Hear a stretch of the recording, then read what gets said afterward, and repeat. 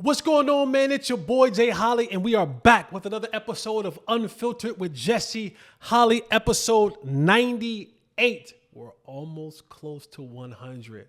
And I think we may have a special guest for 100. Not certain, but let's just say I may have spoke to 100 already, and you'll like it. Let's just say that. Let's just say that you will like episode 100 if it all pans out. Thank you. You're far too kind. You could have been anywhere in the world, but I am so glad that you are here with me. I am Jesse Holley, the sports talk equivalent of Braille. People feel me when I speak. You guys know what you got to do. Like, subscribe, hit the notification button. Apple, Spotify, or wherever you get your podcast from. Tell a friend to tell a friend. Follow us on Fanatics Views. Follow us on Unfiltered with Jesse Holley on Instagram and Facebook. Follow me on Twitter at Mr. Fourth and Long. And just put it in your group chat, put it in the family group chat, put it in everybody's group chat, because we want you to know. And if you look behind me, you might see the man 88 walking by. This is just what we do here. But let everybody know what we're doing here.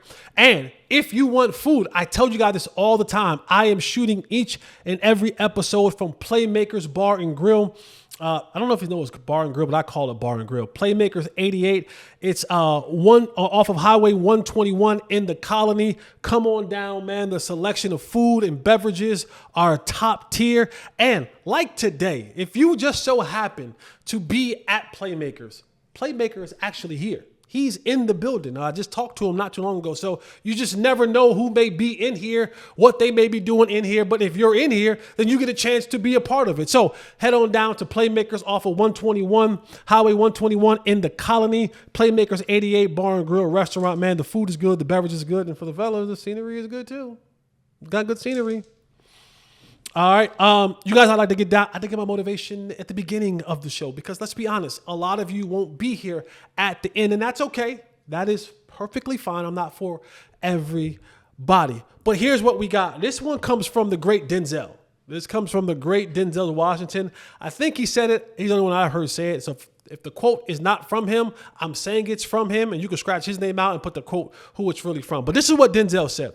Denzel said, "Don't confuse movement with progress. Don't confuse movement with progress.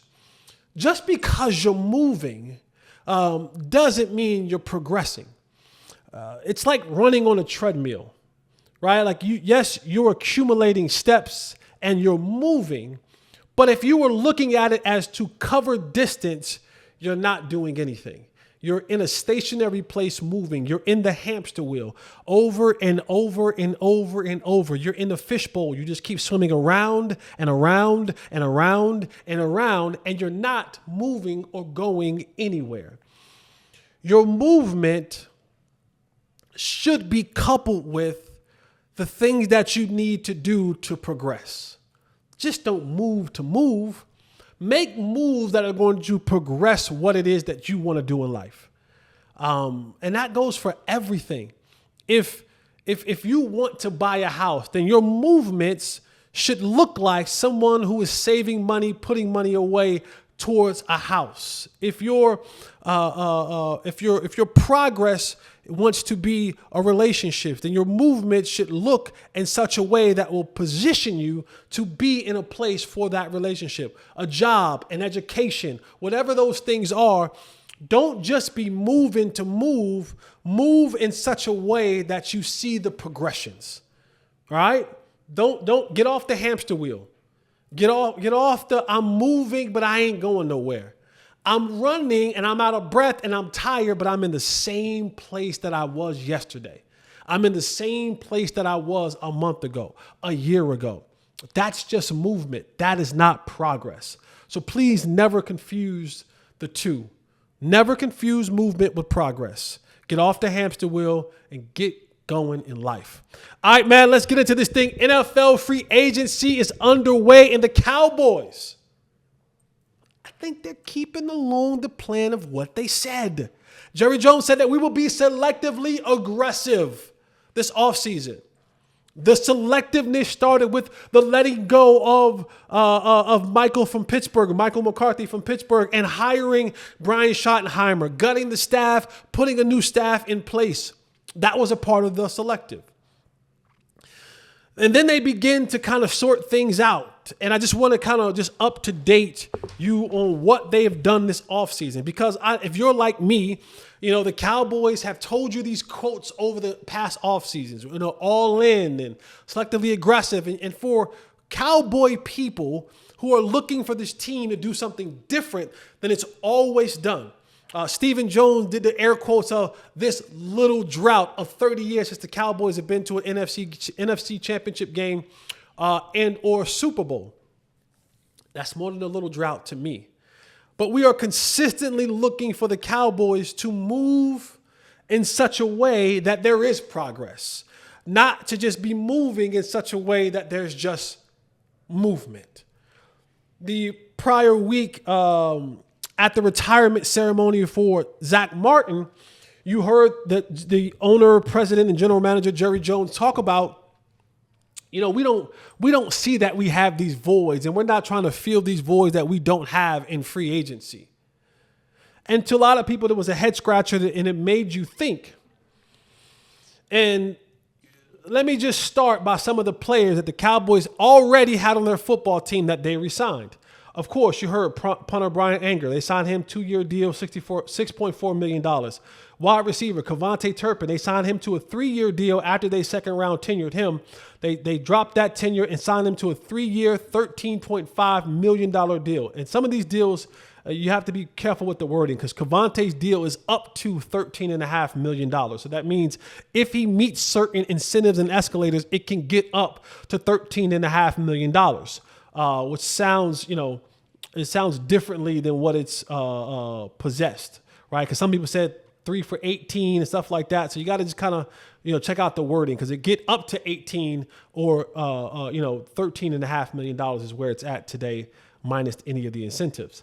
Long snapper Trent Sieg, 3-year, $4.5 million. Marquise Bell, safety, signed 3 years, $9 million. Special team maven CJ Goodwin, 1 year, $1.4 million. And the big signing is Osa Odighizuwa, who signed a 4-year, $80 million deal. Now, I'll say this about Osa. I know that I said that Osa, I didn't feel like Osa was a $20 million a year player. I still stand by that. I think he did a great job of positioning himself in a market where he should have capitalized in. I also feel like Osa, you left some bread on the table, my boy. When you look at some of these other D-tackle contracts, you could have been a $22 million player. But I mean, I guess what can you do with $22 million that you can't do with $20 million? I feel you. I'm not scoffing at either one of the numbers, 20 or 22, because I don't have either one of them. So shout out to you on that.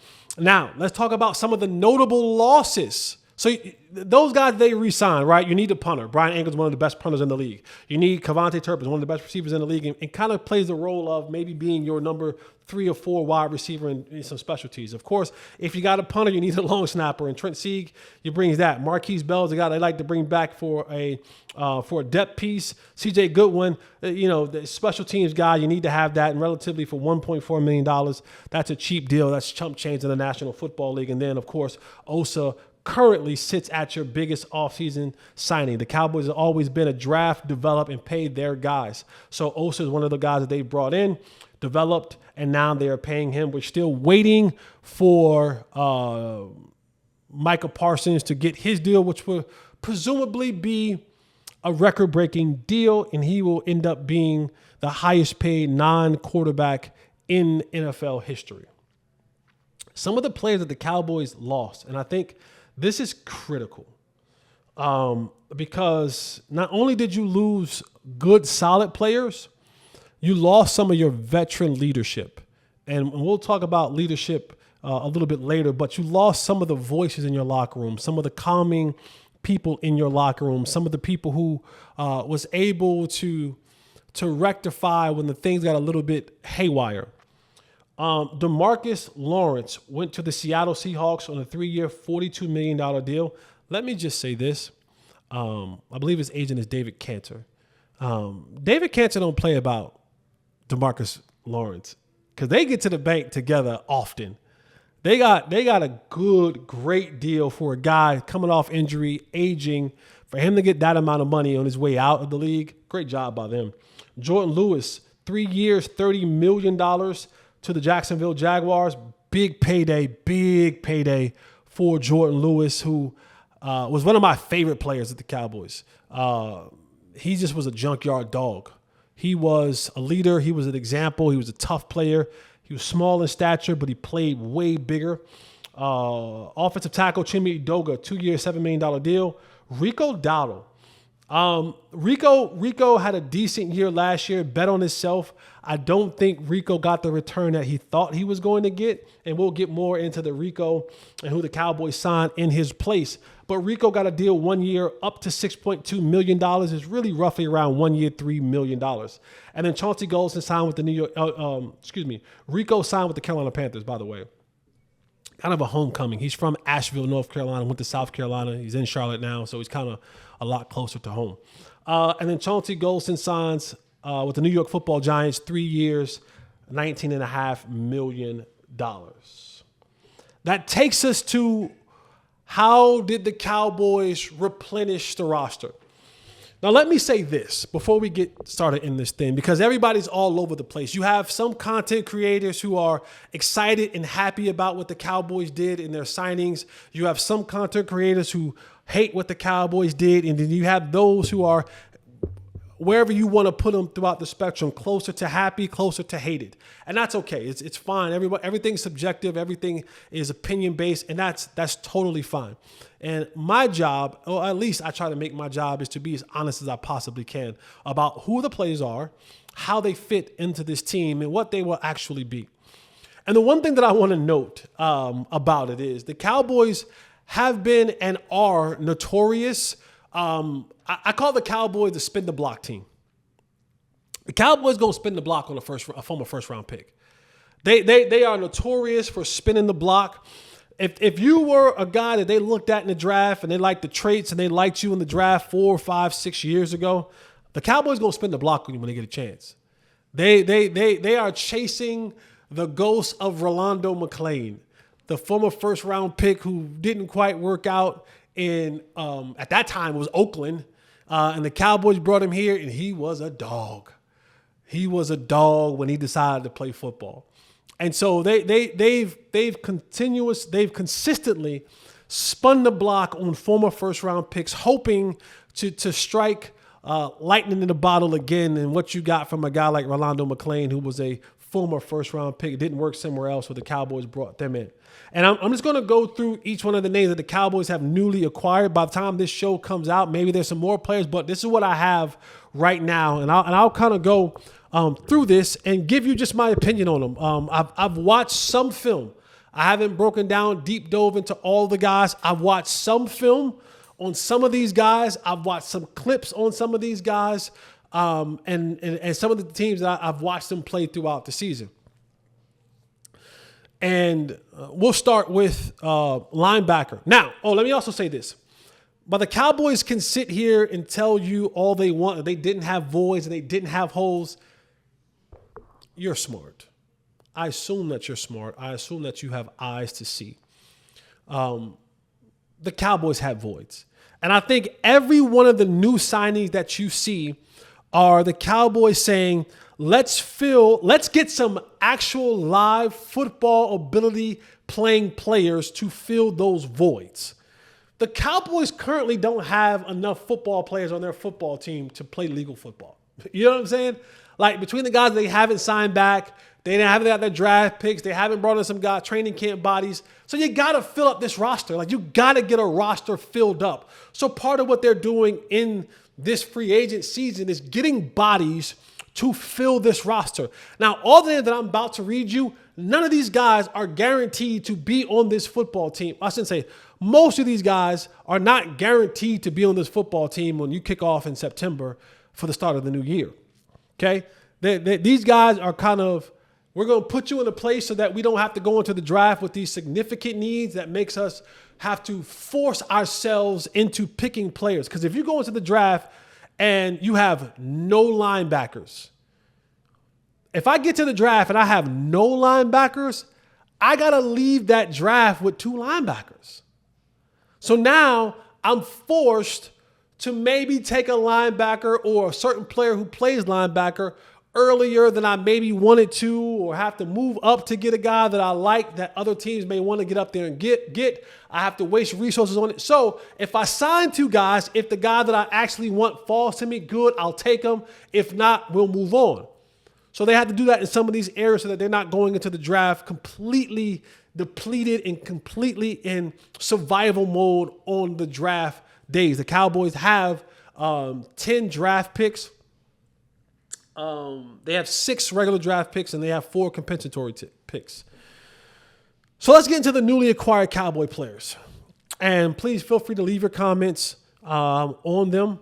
And again, this is just my opinion. My opinion isn't fact. Your opinion isn't fact. I'm going to give you what I see. I'm going to give you what I think.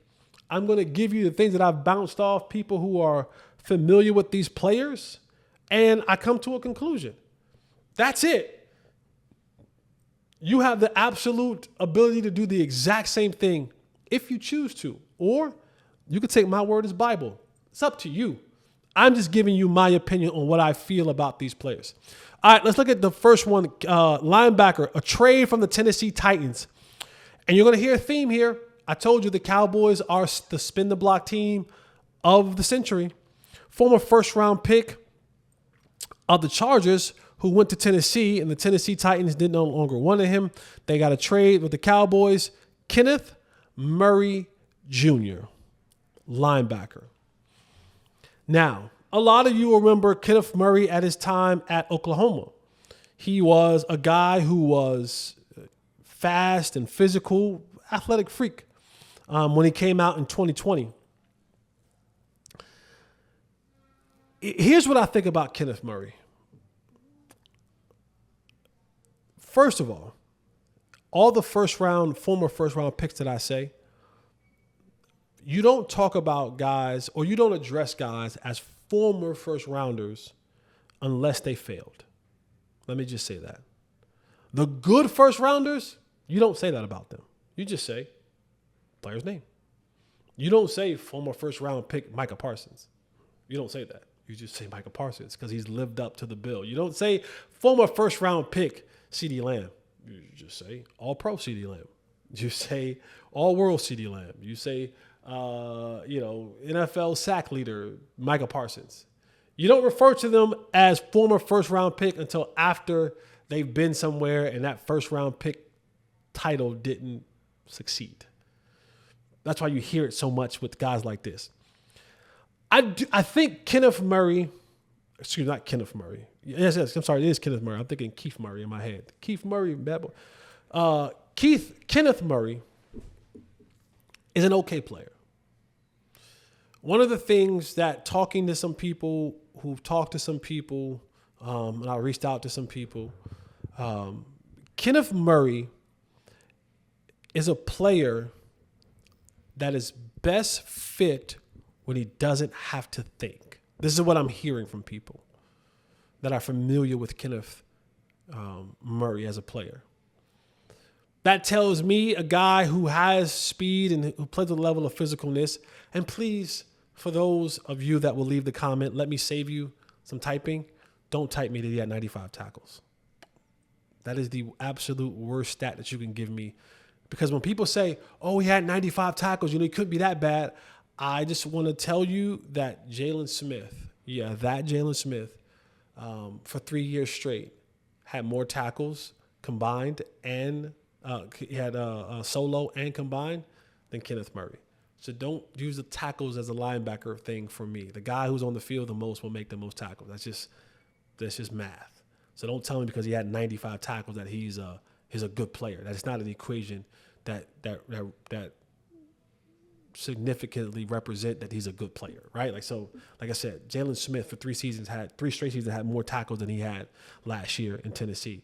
And I know how you all felt about Jalen Smith.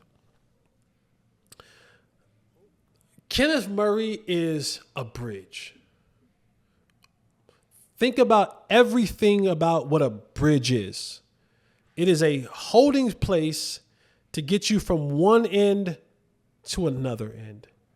And Kenneth Murray Jr., in my opinion, is a bridge. He is someone who was built in the mold of DeMarvion Overshown. And because DeMarvion is dealing with the recovery of his ACL and probably won't be ready at the beginning of the season, bringing in a guy like Kenneth Murray Jr. gives you the ability to not have to rush Overshown back. He is going to do a lot of the similar things that in the mold of what Overshown did. You're not going to ask him to read a lot of offenses. You're not going to ask him a lot to drop in coverage. But for the most part, you're going to ask him to come forward. See ball, hit ball. You're going to ask him to rush and be a blitzer from time to time. He can do that well. When Kenneth Murray is going downhill, he's a good football player. When you start asking Kenneth Murray to cover and decipher and read through, his thinking overrides his athletic ability. And when he gets into that mode, he turns into a bad football player. So I think Kenneth Murray is a bridge. I think he is a placeholder. He is someone that gives you a player that you can play until the player that you actually want in that position gets back from injury. And then even when Overshown gets back, you don't have to thrust Overshown back in there and go from 0 to 100. You can slowly but steady add more plays onto Overshown's plate while he's still recovering from that ACL injury. So he's not your linebacking savior. He is a good player. He is an NFL player. He can give you some snaps, but he's not the second coming of pick the linebacker. He's not that. And we'll see how Eberflus loses him in the scheme. The next acquired was Jack Sanborn. Now, I like Jack Sanborn. And here's why. One, the expectation is not there, right? He's not a former first-round pick. He's an undrafted free agent. Here's why I like Jack Sanborn, and here's why I think Jack Sanborn will actually have a pretty decent year with the Cowboys. Jack Sanborn was linebacker that played for the Bears. So, which is what happens throughout the league. Coach gets fired, coach moves on, coach gets to a new team, coach reaches back and grab players that know their system. When I'm a coach, and we're talking about Matt Eberflus, who's a defensive-minded coach, was the head coach of the Bears, and then now is a DC at the Dallas Cowboys.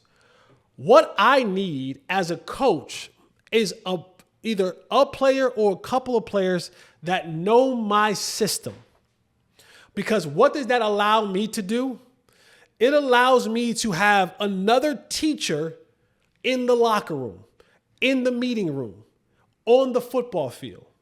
So Jack Sanborn is the voice for Matt Eberflus. I also like Jack Sanborn because he's a football playing dude. Not super athletic, isn't going to wow you with the metrics. He's just a foxhole dude. That's my kind of people. He's going to be able to know what the hell's going on. He's going to be able to call your defense. He's going to be able to get guys lined up. He's going to be able to make the checks. He's going to be able to recognize keys. And he's going to be able to decipher. Now, when you're limited in athletic ability, a guy like Sean Lee wasn't athletic. He didn't wow you with all his numbers. Sean Lee knew football in and out. He knew everything about the game. He could tell you the favorite meal of the quarterback. That's what I know I'm going to get out of Jack Sanborn. And then when he's coming downhill, deciphering, shedding blocks, getting the tacklers, chef kiss. We don't want to put this guy in space. We don't want him having to cover sideline to sideline and covering guys. Not a good look. Not a good look. But I like Jack Sanborn for the fact that he's going to be able to come in and help those on that defense learn the system of Matt Eberflus. You need guys like that. He's probably my favorite out of everybody they already signed. Next, you meet a need at cornerback. They go and sign Kaiir. They traded for him. Kaiir Elam. Now, fun fact. It's tight. I'm getting old. I know the grades in my beard say that, but I know I'm getting old. I played with Kaiir's daddy. His daddy was my teammate, Abe Elam. And I'm not, the Elam family, they got some good pedigree. Ladies, if you out there, get you an Elam, man. You got, and his uncle, Kaiir's uncle, is another Elam in the league. I forget his name. He's another. But there's been 4 Elams that have played in the National Football League. Abe was my teammate and his daddy. Again, Kaiir out of Florida, traded from the Buffalo Bills. Another first-round pick, 2022 first-round pick. Who's the other Elam? You looked it up? Oh. Now, from what I'm hearing from my Buffalo people is Kaiir just didn't pan out. He whether it was scheme fit, confidence, Matt Elam. Yes. Yes. That's Abe's nephew, Kaiir's cousin, Matt Elam. But Kaiir is a guy who has the traits, right? We hear all the time about the trait from the cornerback position. Can he, how fluid is his back pedal? How fluid is his hip turning, opening up, getting out of his breaks, being able to track the ball? Is he a zone corner? Is he a man corner? Now, this is what's going to be the interesting part about this signing of Kaiir. Kaiir is more of a man corner, right? He wants to be in man-to-man where he doesn't have to kind of really focus on all the other stuff that's happening around him. Just boom, man-to-man. More than 50% of the defense that Eberflus plays is zone. This is another thing that he struggled with when he was in Buffalo. It was playing zone defense. So that means I kind of have to see the big picture. I can't just be tunnel vision on the man that I'm defending. I have to see the big picture. I have to understand who is wide receiver number 1, 2, 3, 4. Do I got the back in the flat? How far do I dropping down? Are they turning, depending on the coverage, where am I playing at? Do I have the backside third? Am I getting more guys passed over into my zone? All these different things is where Kaiir got a little bit kind of off. And then it just didn't work out. Because you think about a guy who was drafted in 2022. We haven't even gotten into the 2025 season there. I mean, there's 2 seasons that he was there, 3 seasons that he was there, 2023 before. And Buffalo has kind of said, we want no more to do with him. Now, I know some of you saying maybe a change of scenery. But I'm just telling you guys, players that can play, teams want to keep, especially those who are still on rookie deals. And for them to kind of wipe their hands with him already, to me, again, my opinion, is a red flag. Now, hopefully he can come here for our sake, fill a need. The Cowboys right now, coming into this season, you're looking up and you're saying, all right, Trayvon Diggs coming off the microfracture surgery. You got Deron Bland. You lost Jordan Lewis. You now have to trust in Carson.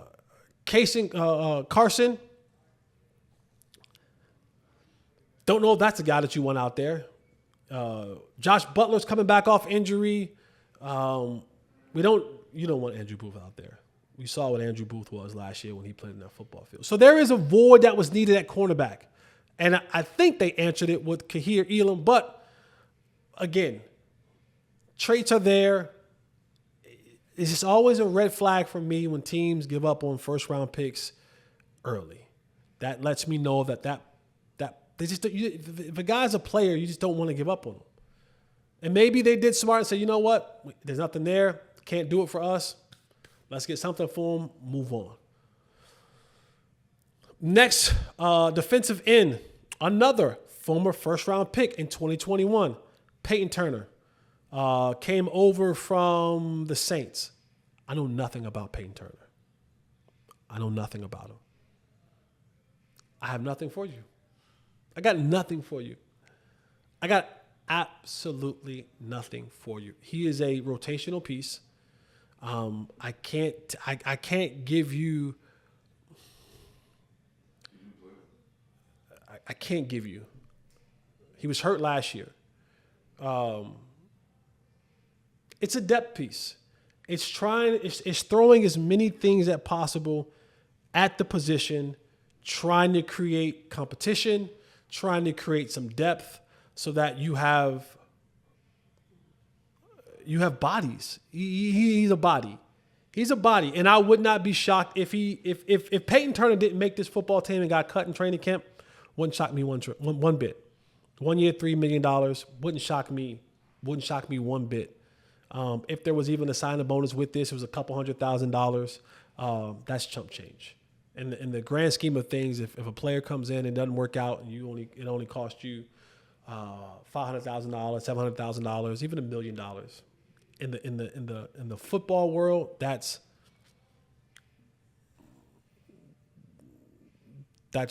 I don't know. That's chump change. It's a little bit of money. Defensive tackle, Solomon Thomas. This was a guy, another first-round pick in 2027. Local kid from Dallas, went to Capel. My personal opinion, Solomon Thomas is on his way out. He's on his way out. Decent player. He came home to finish out his career so that his family and friends who are from the DFW, I told you he grew up, went to high school in Capel, can watch his final years of his career. And that way they're near, they're close, don't have to travel. You know, the kids could be near. I don't know if he has kids, could be near the grandparents. When you start talking about a player and the first thing that comes out of people's mouths about a player is, man, it's a good dude. It's a good dude in the community, which he is. He and Dak Prescott, I'm sure, will team up together and they will do some great things for mental health. And I salute them for that as someone who's a mental health advocate. I love that. But when we start talking about football and you don't start talking about him first as a football player, and I hear more about what he is as a man and what he does off the field before I hear what he does as a football player, in the grand scheme of talking about football, that tells me all I need to know. Okay, that tells me all I need to know about him. Can he come in and help? Sure. Sure, he can come in and help. He'll be a rotational piece. He's another guy who's not a good run-stopping D tackle. He'll back up Osa, who's not a good run-stopping D tackle. But in this Eberflus offense, this Eberflus defense, it's not a very, very thinking, tough defense to learn. It's very simple from what I'm hearing, from what I'm seeing, and you're just kind of focused on going forward, and a lot of the guesswork is taken out of it. So we'll see what Solomon Thomas will be. He'll be a great dude in the community. He'll be a good rotational piece.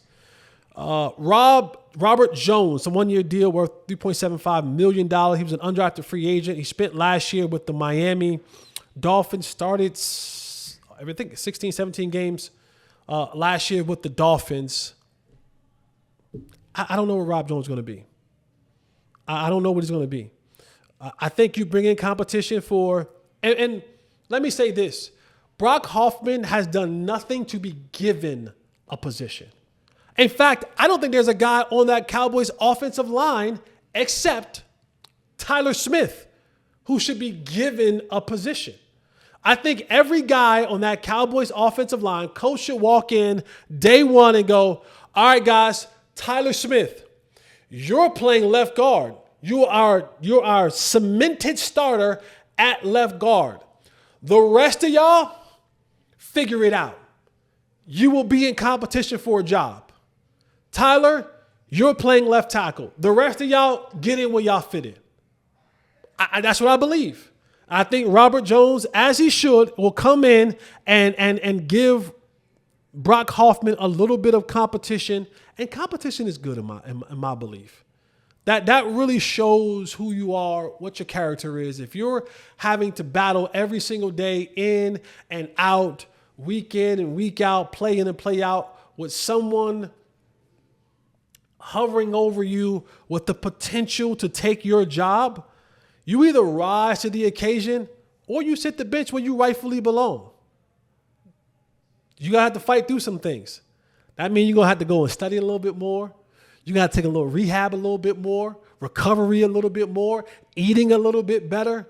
Everything that you need to do, unless your name is Tyler Smith and your spot is cemented on this football team, you better be doing the extras to get that job. So while I don't know what Robert Jones will be for the Cowboys as a player, I'm okay with the signing.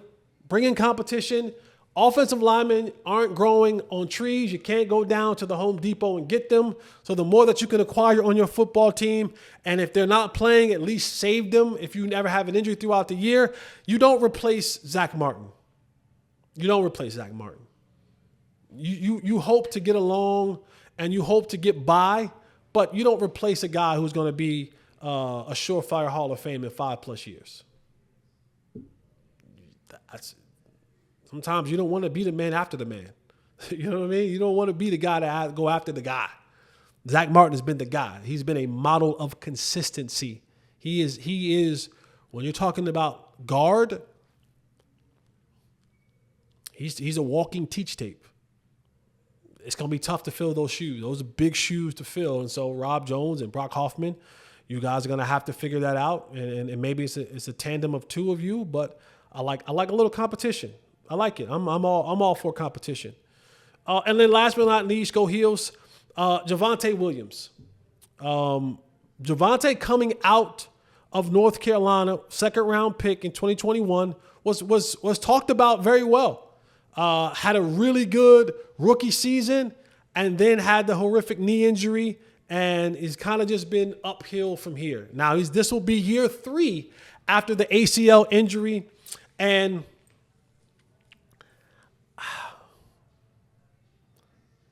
yeah, I know I'm Tar Heel biased. Not happy with this signing. From what you paid him and what Rico got paid to go to Charlotte, to the Carolina Panthers, you could have kept Rico. Rico is a hands-down better back than Javonte Williams in today's football. Period. That's just what it is. This also lets me know, and Javonte Williams is not a starting back. I think if I had to go into the season today and Javonte Williams was my starting running back, I'm not happy with that. Would I be elated if Rico Dowdle was my starting running back? No. I at least crack a smile. I was like, you know what? I'm okay with Rico being a starter. Not happy about it. Not writing home about it. Not singing on the mountaintop about it. I'm okay. We'll make lemonade out of the lemons we've been given. But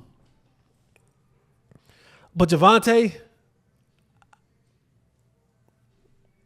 you guys know I love my Tar Heels, and it's not good. Sorry. It's not a good back to me. Which is probably why you're going to see the Cowboys draft a running back, and he'll probably play the backup role, which if that's the case, cool. But I would have much rather, when I look at the numbers now and I see that with Rico signed for the same thing that you signed him for, I don't know if there was a conversation there that could have been had and say, hey, listen, Rico probably misjudged his market, but maybe his agent could have came back and said, listen, we'll take 2 for $10.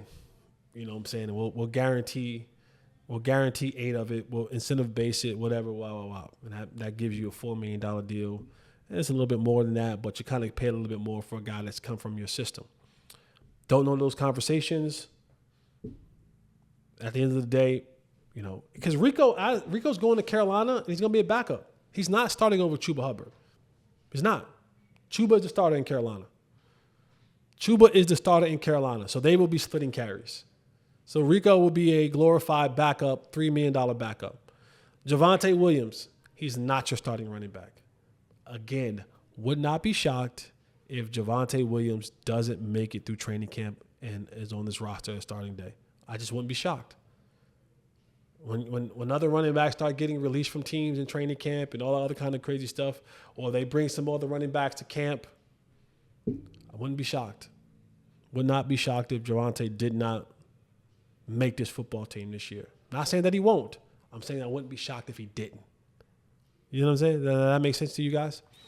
So those are, overall, I think the Cowboys, whether they want to say it or not, they filled some voids.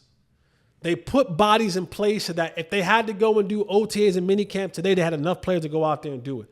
I don't think there is not a impact player in that list. And when I mean impact, I'm not saying you got to be Micah Parsons. That's up here. I think these are NFL players, but none of these guys move the needle. You're not going into the game plan and saying to yourself, "Boy, we got to watch out for that Jack Sanborn. Boy, he's gonna wreck shop." You're not saying to yourself, "Boy, we got to find a plan to get open on Kaiir Elam." Not saying that. You're not saying to yourself, "Boy, we're gonna have to rush on the other side because if Rob Jones is playing right guard, boy, we are in trouble." You're not saying that at all. You're not game planning. You're not saying, "Boy, we got to commit 7, 8, 9 guys to the box because Javonte Williams is back there in the backfield." None of that. You're looking at that and going, "Okay, block him, run by him, go tackle him, swim him." It's. I applaud the Cowboys. I don't. The Cowboys did what they were supposed to do. It's if you have children and your children want praise for being polite, well, you're supposed to be polite.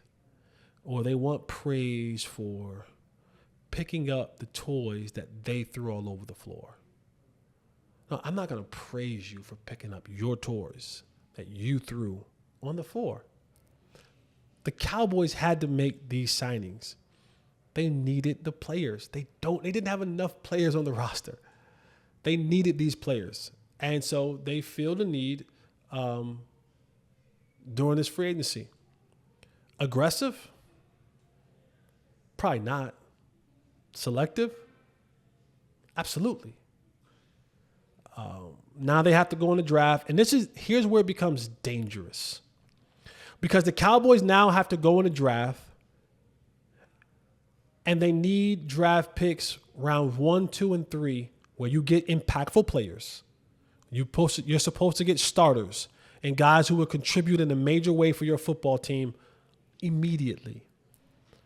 You're now putting yourself in a position, it ain't just because of this free agency and because of past free agencies, where you're banking on your first round, second round, third round pick having to hit a lot of pressure. A lot of pressure on everybody involved. On the draftees, on your coaching staff, on your football team. Because if you get a first round pick at 12 and he is not an immediate impactful player, and whether that's Genty or whether that's Tetaroa McMillan, whether that's offensive lineman Kelvin Banks or Emeka Ibuka, or pick the player. Second round, third round, same way. And they can't fail. That would make 3 drafts in a row that the Cowboys would lose players. That sets your team back significantly. They can't afford to do that. So Those are the Cowboys, the ones that they re-signed, the ones that they lost, and the newly acquired Dallas football Cowboys. Tell me what you think in the comments. If you like it, didn't like it, so about it. Feel how you feel about it. Just let me know. Tweet me at Mr. Fourth and Long and let me know all about that. All right, let's just go around the National Football League with some key signings, some other places in free agency. Aaron Glenn, who was a coach that was one of the hot names in the coaching free agency, took over the Jets job. I got to say, I liked Aaron Glenn. Didn't think he would ever be a Cowboys coach. Thought the Cowboys should at least have the phone conversation. Aaron Glenn, from one brother to another, I want to tell you, you're starting off your Jets career on the wrong foot. I'm just telling you that. This is my opinion. The Jets went and signed quarterback Justin Fields, 2-year, $40 million deal, presumably to be their starting quarterback. Now, if they fall somewhere in the draft and they go get a quarterback in the draft and they kind of do a little bit of a Kirk Cousins, Michael Penix Jr. situation, okay. But as we stand today, I think Aaron Glenn, I don't see it in Justin Fields. I don't see what people see in Justin Fields. He doesn't come off to me as a guy who can be a successful quarterback in this league. And when I mean successful, I'm not meaning that he can't play in this league. I'm meaning be able to carry a franchise to contending situation. Okay? Is Justin Fields an NFL quarterback? Yes. Is Justin Fields in the conversation of top 15, 12, 10 quarterback? Absolutely not. And right now, in New York, you need a winner. You need somebody who's going to be able to carry you into the promised land. I do not believe that Justin Fields is that guy. Now, Aaron Glenn, maybe you're the coach that Justin Fields has always needed. Maybe he needs to be around your type of leadership and the coaching staff that you've assembled. I'm just not buying it. I'm not buying the Justin Fields starting quarterback winning football team. So, to me, in the most important position on the football field, Aaron Glenn, I don't think your first step was your best step. But time will tell. And if I have to eat crow, I'll eat crow. But I've never been a big fan of Justin Fields. You guys know how I feel about my quarterbacks. This is not, I'm not going to make it a race thing. I don't mind. I don't want my quarterback to think about running first. I don't want my quarterback to think about his athletic ability first. I want him to think about throwing the goddamn football. That's what I care about. And I think Justin Fields is an athlete playing quarterback, not the quarterback that's athletic. Just my personal opinion. You have the right to have your personal opinion, and we'll all see how this thing works out.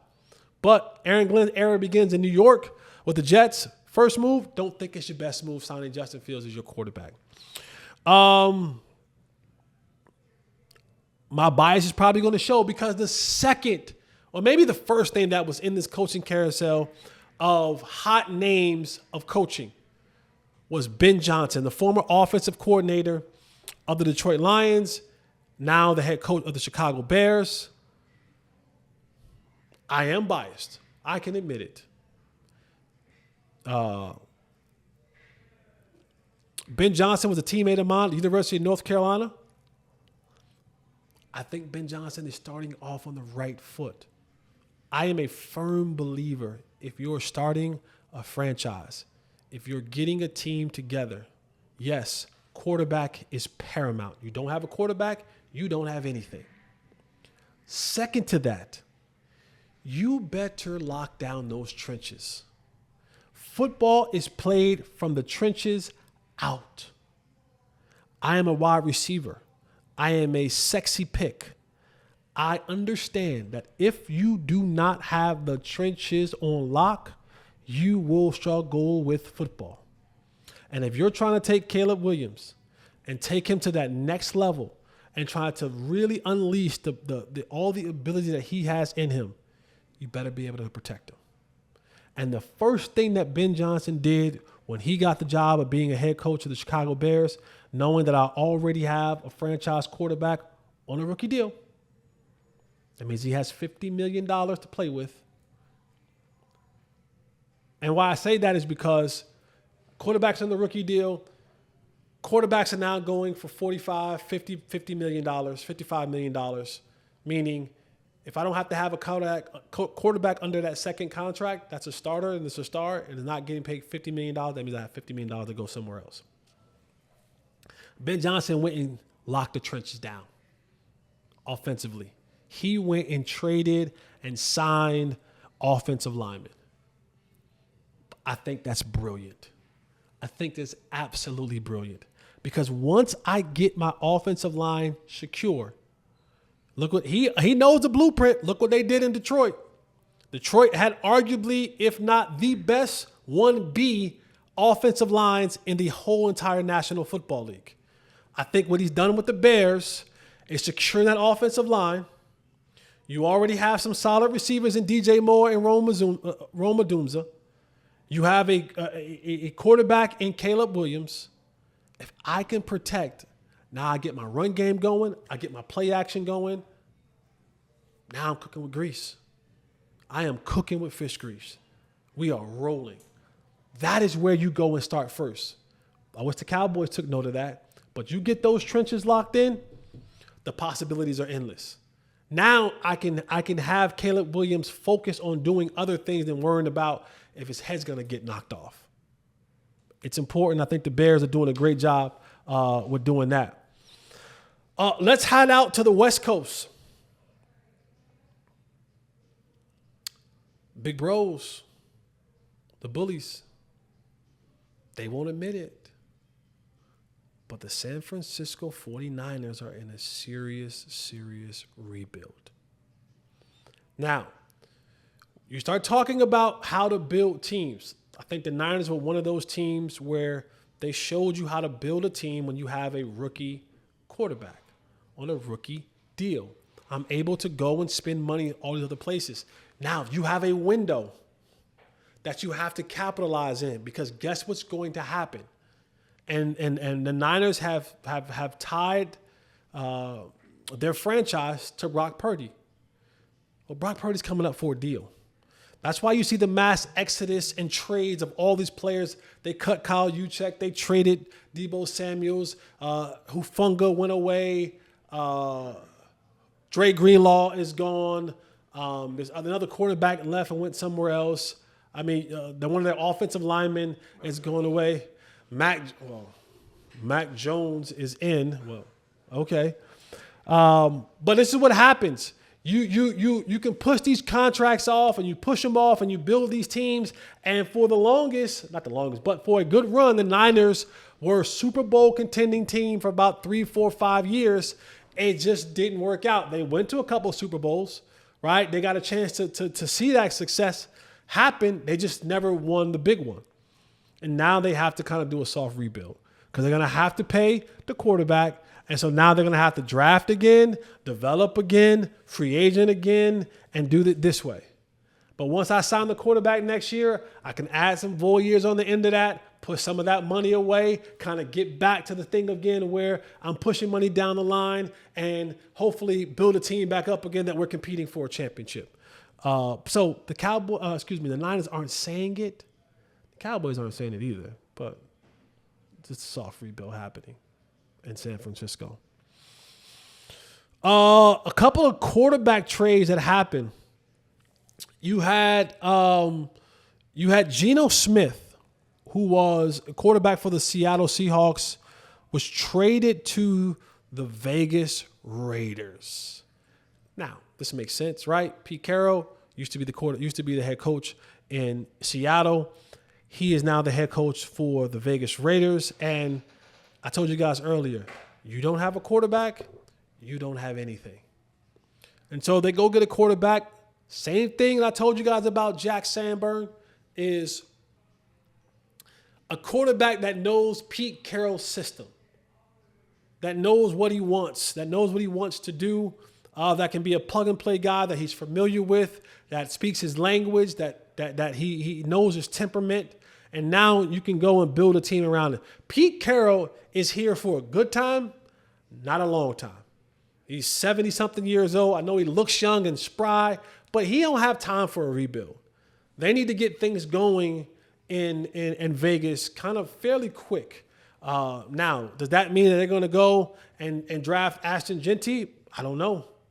Maybe they go get a quarterback, bridge it between Geno Smith and the next quarterback, but they got a quarterback, and that's a start.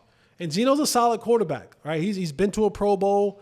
Geno can give you good numbers. He can give you a good starting NFL quarterback. Can win you some games. Can make some of the throws. Solid quarterback. Again, he ain't in the elite category. He ain't in the top 10 category. Question: does Geno take them off the board for Shador? I don't know what they think about the board for Shador. Again, because here's how I look at it. Take Atlanta, for example. I've already told you that quarterback in the National Football League right now, when you look at it, it's a $50 million to $55 million a year job. Okay? So just think $55 million. Boom. Put that right there. So if I go get Geno Smith and I draft Shador Sanders, or look what they did in Atlanta.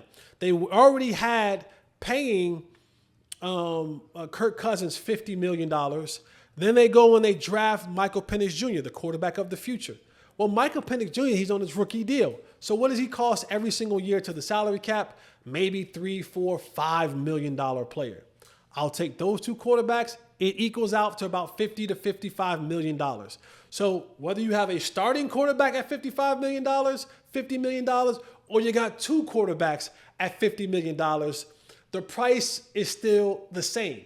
So if you go and get Geno, and he comes in and he gives you some stability, he gives you a good learning block at $40 million, and now I go and add Shador to the mix. Shador is going to add maybe another $6 million to the salary cap. I got a $46, $47, $48 million combined quarterback. It's the going rate for quarterbacks in the National Football League today. Can you win with Geno Smith? Absolutely. Is Geno Smith taking you to the promised land and the Super Bowl? Probably not. But he makes you competitive. He gives you a good base. And if you go and you draft Shador, he can learn under Geno Smith for half a season to a year. And then now he can take the reins next year, and he's still on a rookie deal, and you can still build around him because he got a chance to learn a year under a professional quarterback.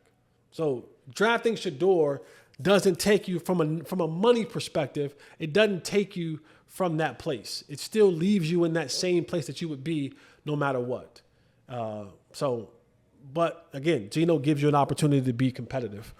And then you had, Geno leaves Seattle, lands in Vegas. Seattle now has a void. What does Seattle do? They call up Minnesota. Say, you got J.J. McCarthy on the bench that you know you want to start him. So what you going to do with Sam Darnold? What y'all got? Who's a free? Oh, that's right. He was a free agent. He was a free agent. Sure. Right, but they were trying to sign him back. You're right. I'm sorry. I apologize. He was a free agent. So they called up Sam Darnold. Sam Darnold now is the quarterback of the Seattle Seahawks. Had a great year last year in Minnesota. Made them, I think they went 15 games last year, 14, 15 games last year. They were one of the talks of the towns. Is Seattle better with Sam Darnold than they were with Geno Smith? I don't know. Maybe about the same. It's all relative. I tell you what they don't have in Seattle that he had in Minnesota. Jet's not there. Justin Jefferson's not there. DK's gone. DK's in Pittsburgh. Addison's not there. He don't have the weapons that he had in Seattle. You know, you got Jackson Smith and Jigba, but that ain't Jet. That ain't Justin Jefferson. And life is a lot different at quarterback when you're throwing it to Jet and you're throwing it to Jackson. Don't ever confuse the two. Okay? Jet is in the conversation of one of the best 1 or 1B, 1A, 1B in the league between him and Jamar Chase. I think Jackson Smith-Njigba is a good player. This ain't that, and that ain't this. So we'll see what Sam Darnold does. I think he's a good placeholder. He puts you in a position where you know that you have a competent starting NFL quarterback that you can go to battle with each and every week. And then, of course, DK Metcalf to the Steelers, which is an interesting deal to me. He gets traded to the Steelers and then gets a deal for $150 million. Who's throwing DK the ball? Because the trade there made sense. You put him opposite of George Pickens. Now that's gonna be a comedic act every single week, because George Pickens, he ain't playing with a full deck. I'm telling y'all, the elevator don't go all the way to the top floor. It is missing a couple levels, right? But DK got a lot of diva in him too. Now, will a fight happen between these two? Probably yes. But here's the interesting part, because you look at DK Metcalf and you go, wow, this dude's a stud. You look at the physique and you're saying this guy is like, it's everything. But George Pickens got that crazy strength. Like, George Pickens don't see a fight that he can't win. You think DK might hit him over the head and it'd be a stop? When you crazy like George Pickens, sometimes I don't know. But if there's one coach in this league that can control those personalities, it's Mike Tomlin. Now, what he has to do is he has to find a way to get a quarterback in here. Now, there's been multiple reports. Justin Fields is out of the mix. I told you he's with the Jets. It's a possibility of bringing back Russell Wilson, who was a quarterback for them last year. And there's also been talks about the Osawasa King, Aaron Rodgers. When he decides to come out of darkness and make a decision on where he's going to go play football again next year, if he plays football again next year, if they sign Aaron Rodgers, you're going to have to give Mike Tomlin the Medal of Freedom. He needs a Purple Heart. To deal with that many personalities, he needs the Medal of Freedom. He needs a Purple Heart. He needs some sort of presidential recognition to be able to deal with DK, to be able to deal with George Pickens, to be able to deal with Aaron Rodgers. But if anybody will tell Aaron Rodgers to his face and make it very clear from day one, all that BS that you pulled in New York and your tail end of Green Bay, that ain't gonna fly here. His famous quote is, "We want volunteers, not mercenaries." We want volunteers, not hostages. We want volunteers, not hostages. And so if Aaron Rodgers ain't getting in where he fits in and getting along with the plan, I don't believe Mike Tomlin's going to take too kindly to that. It's going to be very clear and open communication. He's probably going to talk to them about, like, listen, we don't need you going on the McAfee show and talking about other players and coaches and stuff like that. Just come play football. Just come be a leader, come play football, come play quarterback. Leave all the other stuff outside, deal with it on your own time. Let's just play ball. And if they can get anything close to a good Aaron Rodgers, got a good running game, without Najee Harris. I didn't think he was a good back. Steelers might have something. You know you're going to get a good coach team. You're going to get hard, grit, all those things under Mike Tomlin. If Aaron can be there and be focused, I mean, you got two studs on the outside and George Pickens and DK Metcalf who can take slants and hitches and go routes to the house. So we'll see. Free agency is still open. You'll see some more things happen. There's still a couple guys out there that the Cowboys could sign. I would love for the Cowboys to sign a guy like Asante Samuels Jr. He makes your cornerback room better. He can go out there and start for you right now in your nickel because you got to replace that nickel. You don't have the nickel guy right now. Zadarius Smith, another guy who's out there that the Cowboys can sign. I would like to see them to go sign. I'm not the biggest fan of Cooper Kupp, but I understand it.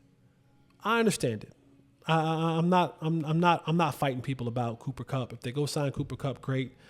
It won't make me jump for joy, but I get it. I get it. He's probably a little bit better than anybody that you have on your roster as the number 2 right now.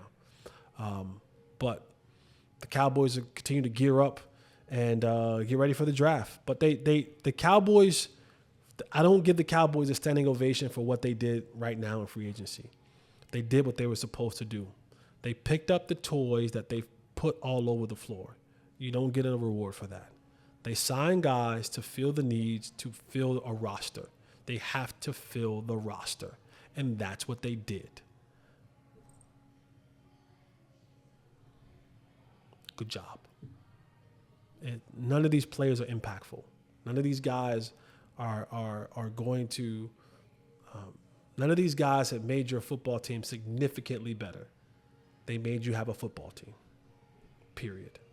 They gave you the ability to have a football team, but there aren't difference makers on this football team. There aren't difference makers in this free agent signing. You signed a guy that you were supposed to sign back from your already on your team, the guys like Osa and Turpin. But the guys that you've signed in free agency so far are void fillers, are roster bodies that you have to put in there to play football. So we'll see the Cowboys continue to be selectively aggressive during this free agency period as we get closer and closer to the NFL draft. All right, man, that's it for your boy, Jay Holley. Thank you guys for joining me and being with me. Don't forget to like and subscribe. Hit the notification button. YouTube, Instagram, Spotify, Apple, everywhere you can find this. The Clips page on Instagram, Unfiltered with Jesse Holley. Follow me on Twitter at Mr. Fourth and Long. And remember, never confuse movement with progress. Never confuse movement with progress. I'm your boy, Jay Holley, the sports talk equivalent of the Braille. Continue to feel me when I speak by liking. Leave your comments. Leave 5 stars all across the board. And if you see me in the streets, holla at me. All right, man. Remember, eliminate the contingencies. I'm out.